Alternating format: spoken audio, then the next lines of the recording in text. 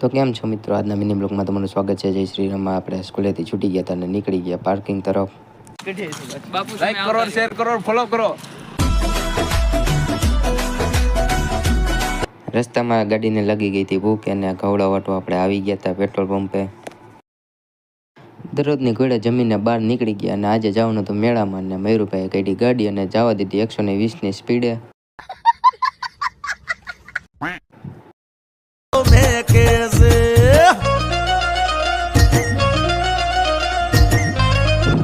Finally મિત્રો મેળામાં તો પહોંચી ગયા, પણ અહીંયા હતું અંધારું. હજી કઈ રાઈડ છે કે શરૂ થઈ નહોતી, તોય પણ અમે અંદર તો આટો મારી લીધો.